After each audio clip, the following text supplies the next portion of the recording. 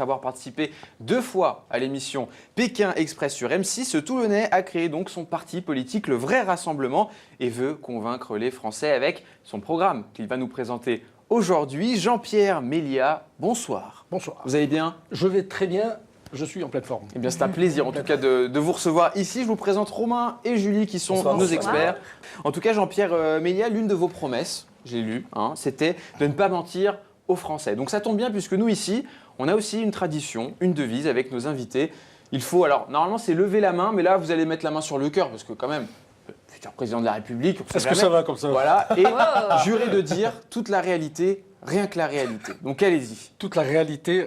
Alors la je vérité. jure, La réalité ou la vérité? La réalité, La je réalité. jure de dire toute la réalité. Je jure de dire toute la réalité. Voilà, rien que la réalité. Exactement, parfait. Merci beaucoup en tout cas, Jean-Pierre Mélia. Alors dans quelques instants, on va voir, on va découvrir surtout les raisons de votre candidature, votre programme politique également, et puis aussi vos réseaux sociaux. Mais avant, et pour ceux qui viennent de nous rejoindre et qui vous découvrent, voici quelques-unes de vos aventures. Je m'appelle Jean-Pierre, j'ai 61 ans, je vis à Toulon et depuis 5 ans, je suis inactif. J'ai travaillé dans des groupes industriels, dans l'automobile. J'ai galéré, mec. La télé m'a proposé un trip organisé, un voyage du tonnerre, 10 000 bornes en taxi, filmé, nourri, logé, des palaces à crever. Je te jure, mec, c'est super. Bouge ta pomme, secoue-toi, t'es né pour le showbiz. T'es le king des castings. Je ne peux pas jouer les relax parce que je ne serai pas relax. Je veux gagner, donc à chaque journée, à chaque étape, je vais être stressé parce que je veux gagner.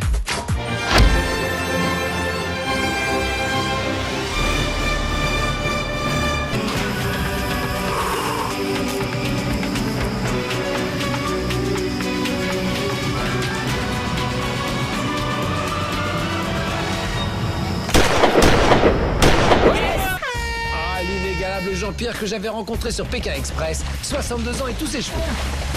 Pas mal notre doyen. Crois-moi Sandrine, il a de l'énergie à revendre. Jean-Pierre enchaîne très vite. Oh, quel style magnifique! Eh oui Sandrine, il nous a fait le saut de l'ange. Et une équerre parfaite pour finir. Ah, il est hallucinant. Alors Pékin Express, Total Wipeout, que des émissions vraiment très très physiques. Alors Jean-Pierre, est-ce que c'était pour gagner des futurs électeurs ou alors pour être prêt pour la course à l'Élysée? C'était pour m'éclater. Vous savez, quand vous êtes retraité, tout d'un coup, vous emmerdez. Vous ennuyez, c'est horrible, c'est horrible. Et là, il y a ces opportunités qui se présentent de faire des choses que d'autres ne font pas. C'est sportif, il y a des jeunes, j'adore les jeunes, j'adore la jeunesse, je m'éclate et je pars. Et il y aurait autre chose à faire demain. Je repartirai. Avec plaisir. Et alors, pour ceux qui ne vous connaissent pas, qu'est-ce que vous avez fait tout au long de votre vie? Alors, dans ma vie, j'ai eu 2 phases. La première phase que je vais appeler la phase sérieuse, costume, cravate, attaché-caisse. Un peu comme aujourd'hui. Un peu comme aujourd'hui. Mais là, aujourd'hui, je suis souriant. Avant, j'étais même pas souriant parce qu'on n'a pas trop le droit de sourire dans ce genre de business. Alors, rapidement, j'ai un diplôme d'ingénieur, j'ai un master de gestion, donc je sais à peu près ce dont je parle.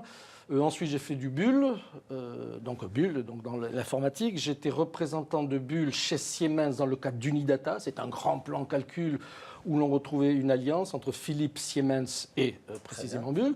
Donc là, pendant 2 ans, j'étais à Munich. Après, j'étais dans le groupe Schlumberger. J'étais dans les bureaux, c'est ce que vous venez de nous dire. J'étais dans les bureaux, dans la technique, voilà, j'ai pris l'informatique. Non, le jouet. Le jouet.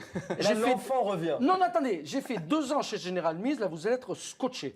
J'ai dirigé les achats de Londres alors je vous donne les produits, le Trivial Pursuit, le Mécano, et ça, les poupées Tini, la pâte à modeler Play-Doh, les Monopoly, et tout ça, moi je dirigeais les achats de tout ça. C'est bon.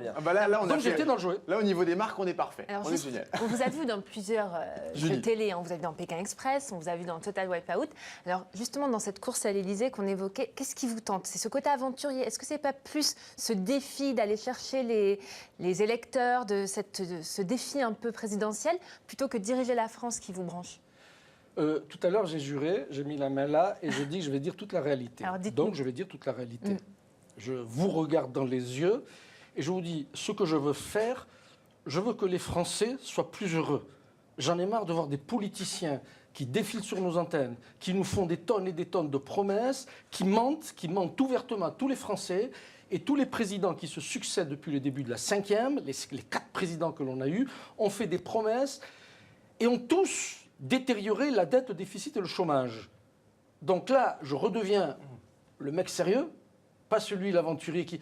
Réellement, j'ai envie d'aboutir dans ma démarche. C'est une aventure, c'est la mulette, c'est finalement C'est une l'Élysée. aventure. Mais c'est une aventure, celle-là, il faut que ça marche. Mais tous les candidats nous disent aussi, enfin tous les candidats à l'élection présidentielle disent avant les élections, j'ai pas envie de vous mentir, je vais vous dire la vérité, ce que je vais dire, je vais le faire. Et puis au final, c'est toujours le même résultat. Est-ce que c'est pas finalement le discours qu'on entend tout le temps? Mais écoutez, vous faites venir un candidat ici, vous lui demandez de mettre la main là, vous lui demandez de jurer. Oui, mais parfois les invités nous ont menti. Je ne vais pas On donnera même pas en de jurant nom, mais dire ça toute la arrive. réalité. Dans ce cas-là, je n'ai rien à dire. Jean-Pierre Méliat, on va poursuivre puisqu'en Oui, septembre Michael. 2013, vous avez donc décidé de créer votre parti politique, le vrai Rassemblement. Alors pourquoi, comment? Eh bien, vous allez tout nous dire, mais avant, eh bien, on va regarder l'un de vos clips de campagne.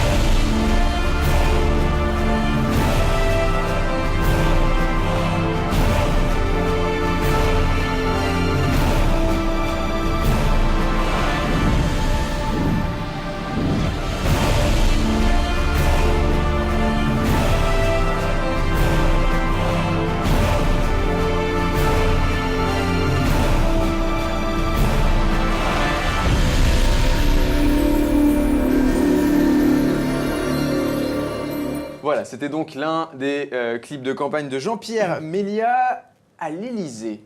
Comment vous est venue cette idée de vous dire un jour, je veux l'Élysée?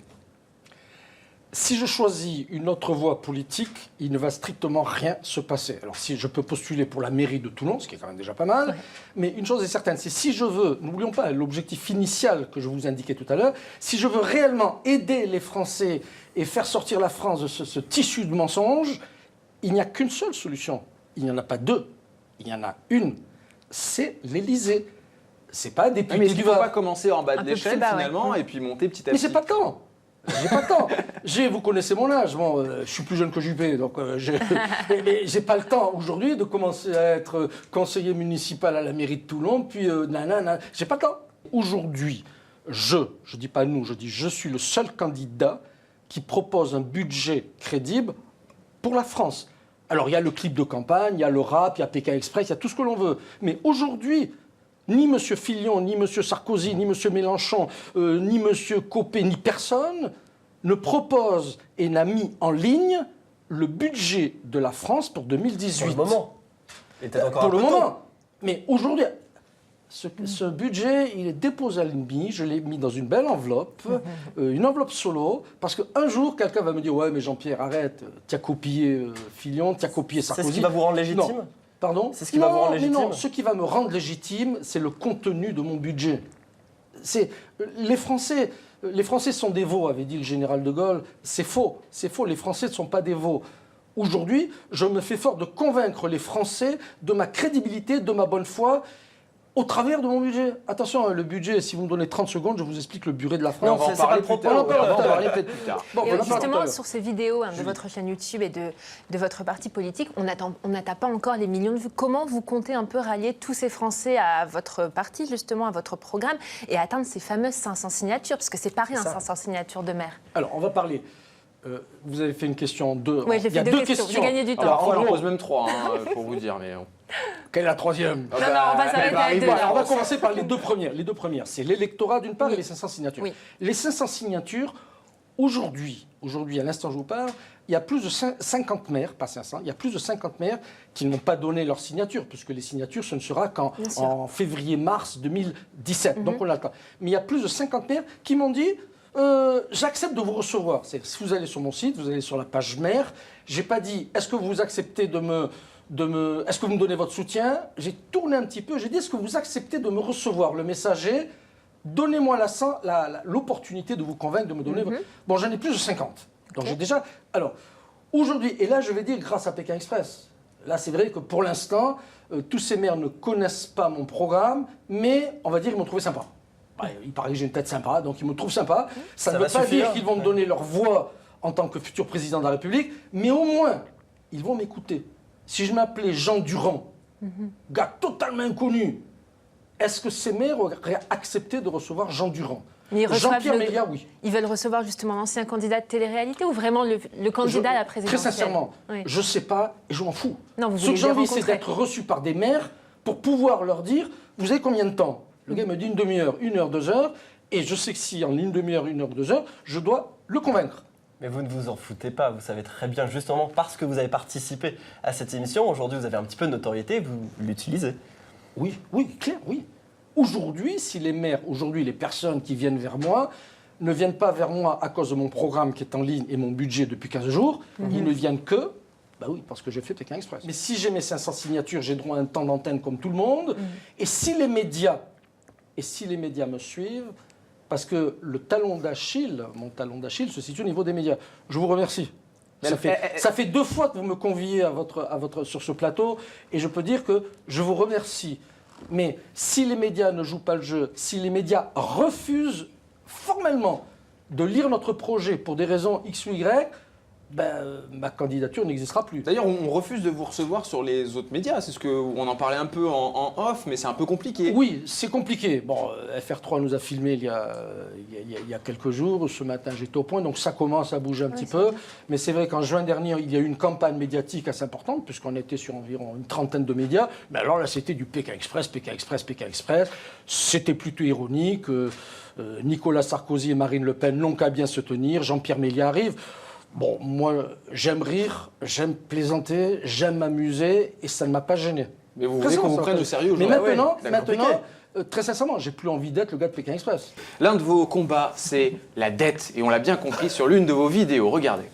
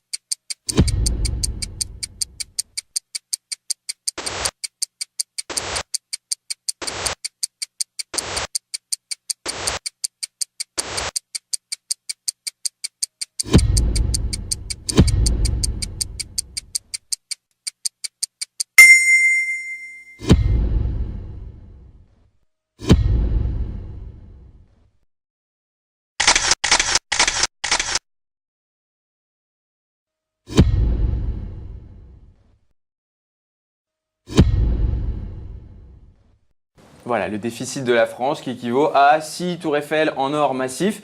Alors, je ne vais pas vous demander comment vous avez fait le calcul, parce que très honnêtement, on se demande comment on peut calculer comme ça par rapport au tour Eiffel, mais en tour Eiffel, c'est ça. C'est assez étonnant quand même, malgré tout. Vérité. Vous allez sur Wikipédia. Sur Wikipédia, vous voyez le poids d'une tour Eiffel. Je n'ai pas le chiffre en tête, sinon on va me dire, arrête, tu t'es gouré. Donc Wikipédia vous donne le poids d'une tour Eiffel, tant de tonnes.